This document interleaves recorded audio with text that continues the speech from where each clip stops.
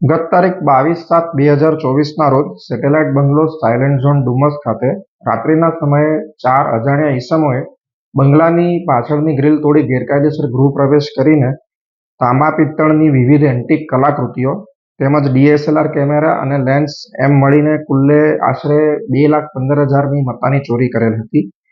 Dumas police station ખાતે જે અંગે BNS કલમ 305, 331(4) અને અન્ય વિવિધ કલમો હેઠળ ગુનો દાખલ કરવામાં આવેલ. આ ઉપરાંત આવા જ અન્ય એક બનાવમાં જે ગઈ તારીખ 18/7/2024ના રોજ સાયલેન્ટ ઝોન પ્લોટ નંબર 195-96 ખાતે બનેલ હતો, જેમાં અજાણ્યા ઈસમોએ ઘરફોડ કરીને સેમ એમોથી ગ્રીલ તોડી ઘરફોડ કરીને આશરે 55,000ની કિંમતની મત્તાની ચોરી કરેલ હતી. આ ઉપરોક્ત બનાવોની ત્વરિત ફરિયાદ લઈ ડુમસ પોલીસ સ્ટેશનના થાણા ઇન્ચાર્જ તથા અન્ય સ્ટાફે મળીને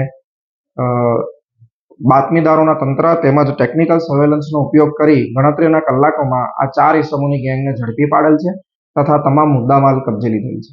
ઉપરોક્ત બનાવની તપાસ કરવા માટે અમોએ ડુમસ સાયલેન્ટ ઝોનથી લઈને જ્યાંથી આરોપીઓને પકડવામાં આવ્યા છે તે વિસ્તાર સુધીના લગભગ 150થી વધુ CCTV કેમેરાની તપાસ કરવામાં આવેલ હતી. અન્ય ગુનાહિત ઇતિહાસ આ પૈકી એક વ્યક્તિનો છે તથા અન્યની તપાસ ચાલુ છે. આ જે 4 આરોપીઓ જે છે તે પૈકી પહેલો શૌકત ઉર્ફે શંકર દિલાવર રાઠોડ, ઉંમર વર્ષ 43, મજૂરી અને ભરથાણા ગામ અલથાણ ખાતે રહે છે.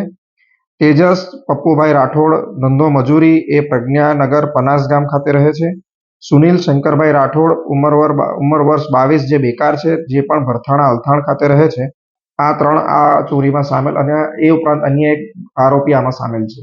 આ પૈકીનો અમુક માલ તેઓએ સાયલેન્ટ ઝોનની નજીકના આવાવરું ખેતરોમાં છુપાવેલ હતો તથા અમુક મત્તા એમની પાસેથી એમના રહેઠાણેથી કબજે કરવામાં આવેલ છે.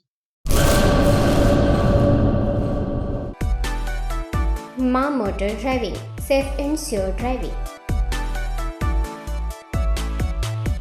ડ્રાઇવિંગ એ શોખ સાથે આપની મોટી જવાબદારી પણ છે. અમારા ઇન્સ્ટ્રક્ટર દ્વારા સચોટ અને સરળ માર્ગદર્શન.